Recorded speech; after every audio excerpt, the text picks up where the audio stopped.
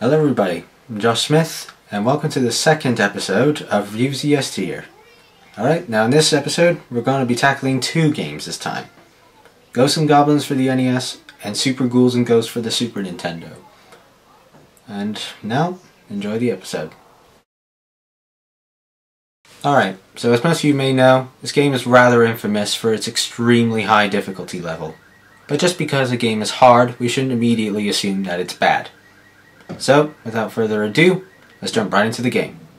Alright, Ghosts and Goblins. Okay, well, let's begin. Okay, first of all, why is there a half-naked man sitting next to his girlfriend near a cemetery? Yeah, I think I might have come in at a bad time. Well, that's certainly a romantic date. Well, you never heard of a couple having a picnic at a cemetery before?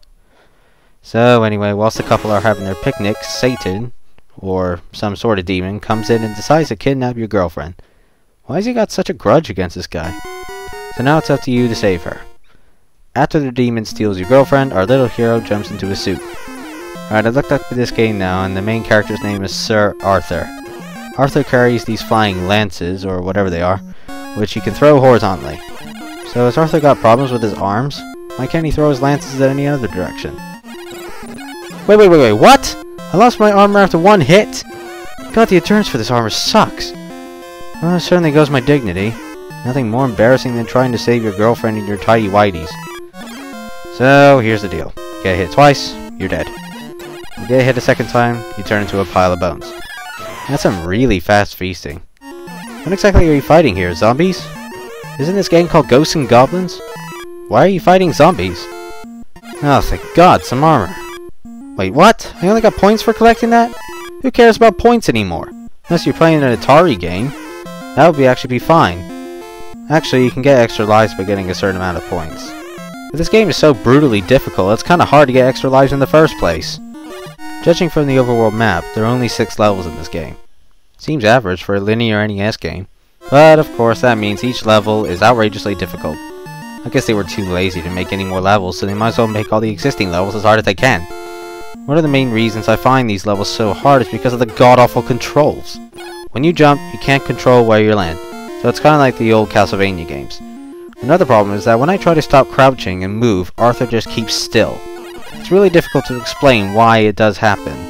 You'll have to play for yourself to understand what I really mean. But it feels really unnatural.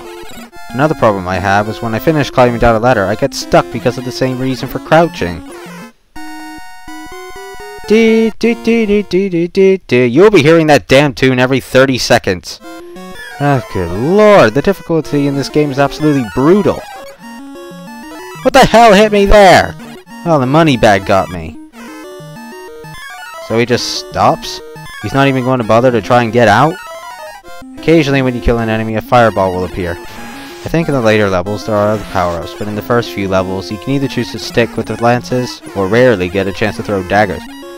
Daggers are pretty much like lances, but slightly faster. If you choose to throw fireballs, then your timing and distance has to be absolutely perfect, because for some strange reason the fireball goes in an arc. Look at this, I completely missed that! Well, finally, I'm at the boss. Let's show this guy who's boss. Get it? Show this guy who's boss? Never mind. Come on, you freaking goblin! Ugh! Hooray, something different. Okay, level 2. Oh, nice! Real nice!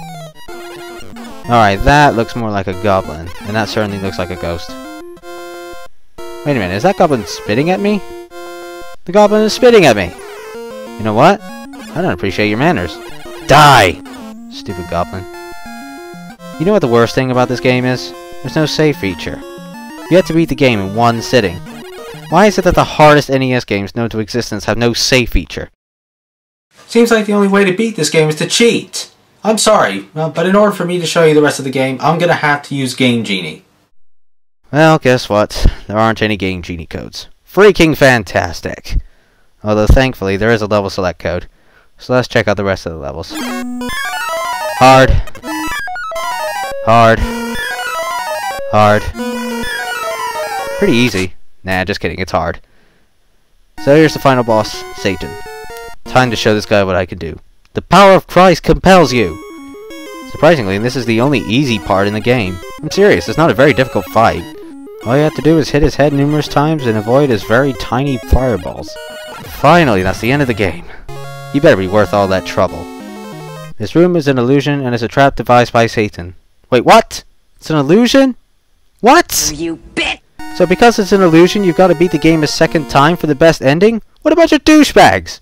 So in one sitting, you've got to beat the game twice in order to properly beat the game. That's ridiculous! I'm sorry, but I can't even beat this game once without cheating. So if you want to find out where the best ending is, be my guest. Overall, this game just plain sucks. You will go absolutely insane if you play this game for too long. But if you like linear and challenging games, then by all means give it a shot. But for me, this game is way too challenging, mainly because of the clunky controls, cheap enemy placement, and the game just outright screwing with me. So for my overall score, I'm going to give this game a 2 out of 10, standing for holy, it sucks. Ugh, never playing that game again. Alright, now let's move on to the Super Nintendo with Super Ghouls and Ghosts. So, will this be any better than the original? Or is it going to be another absolute stink-up? Let's find out.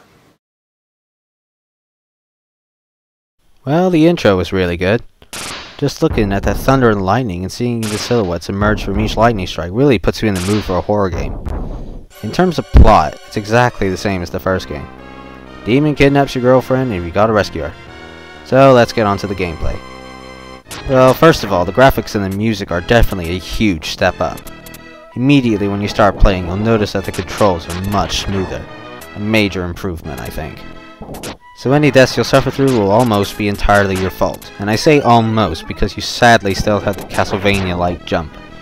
In this game, however, you have a double jump, which if you use it right, can really save your life. Now unlike the first game where you couldn't skip the overall map, in this game you can.